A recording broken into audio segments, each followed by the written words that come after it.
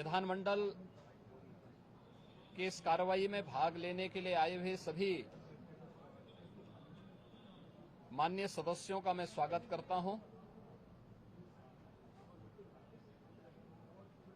वर्ष का जो प्रारंभिक सत्र होता है,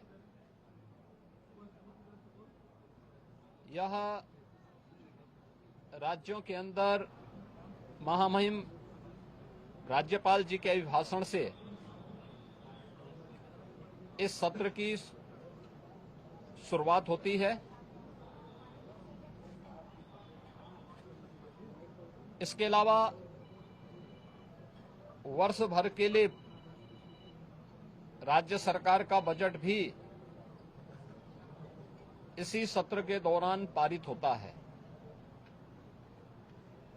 अन्य विधायी कार्यों के साथ ही जनहित से जुड़े हुए, राज्य के विकास से जुड़े हुए महत्वपूर्ण मुद्दों पर भी सदन में चर्चा होती है। आज विधानमंडल की कार्रवाई प्रारंभ होने के साथ ही महामहिम राज्यपाल जी का महत्वपूर्ण अभिभाषण संवेद सदन को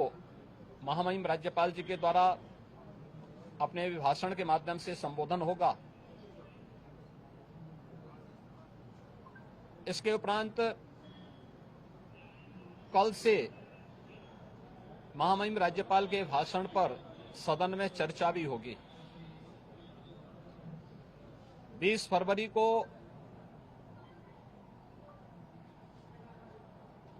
वर्ष 2025-26 का उत्तर प्रदेश का सामान्य बजट सदन में प्रस्तुत होगा। सदन 18 फरवरी से लेकर 5 मार्च तक के लिए प्रस्तावित किया गया है। उत्तर प्रदेश के इतिहास में ऐसे बहुत कम क्षण आए हैं जब इतने लंबे समय के लिए सदन आहूत किया गया हो, लेकिन सदन की कार्रवाई सुचारू रूप से संपन्न हो, यह केवल सत्ता पक्ष का ही दायित्व नहीं होता है, बल्कि विपक्ष का भी उतना ही महत्वपूर्ण दायित्व बनता है। सदन चर्चा परिचर्चा का एक मंच बने। उत्तर प्रदेश के विकास को लेकर के डबल इंजन की भारतीय जनता पार्टी की सरकार ने पिछले लगभग 8 वर्ष के अंदर जो प्रतिमान स्थापित किए हैं वह अभूतपूर्व है। उसकी झलक अभिभाषण के माध्यम से भी और सदन के अंदर चर्चा परिचर्चा के माध्यम से भी देखने को मिलता है। उत्तर प्रदेश के परसेप्शन में आए हुए व्यापक बदलाव देश और दुनिया के द्वारा उत्तर प्रदेश को आकर्षण का केंद्र मानते हुए जो वर्तमान में स्थितियां दिखती हैं, स्वाभाविक रूप से हताश और निराश विपक्ष इन मुद्दों पे चर्चा करने से भागने का प्रयास करता है, सदन की कार्रवाई में बाधा पैदा करने का प्रयास करता है। विपक्ष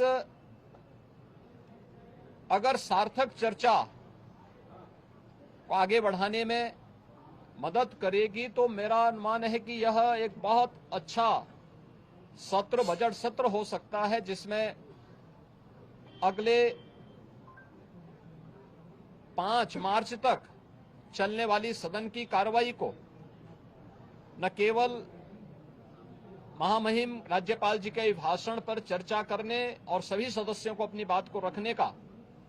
बल्कि सामान्य बजट और अनुदान मांगों पर भी चर्चा के साथ ही विधायी कार्यों को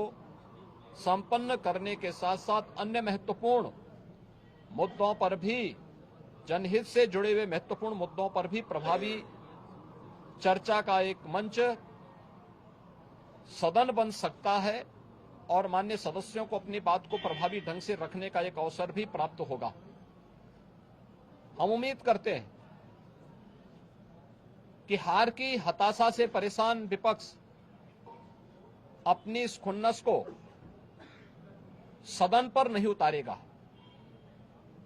सदन की कार्रवाई को सुचारू रूप से संचालन करने में एक सकारात्मक योगदान की हम अपेक्षा करते हैं और मैं सरकार की तरफ से आश्वस्त करता हूं कि जिस भी मुद्दे पर, यद्यपि अभिभाषण और बजट अपने आप में समग्रता को लेकर के दो महत्वपूर्ण मुद्दे होते हैं जिनमें विपक्ष ही नहीं बल्कि सदन का हर सदस्य अपनी बात को प्रभावी ढंग से रख सकता है, लेकिन इसके इतर भी अगर किसी मुद्दे पर विपक्ष चर्चा करना चाहेगा,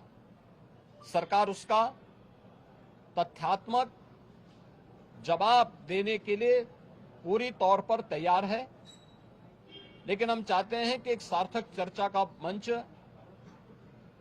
सदन बनने चाहिए। आरोप प्रत्यारोप या फिर असंसदीय आचरण से इस समस्या का समाधान नहीं हो सकता है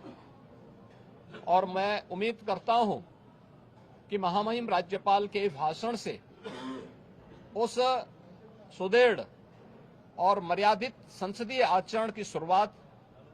हम लोग विपक्ष के अंदर देखने का प्रयास करेंगे। उम्मीद करते हैं कि इस प्रकार का आचरण सभी माननीय सदस्यगण और खासतौर पर विपक्षी सदस्यगण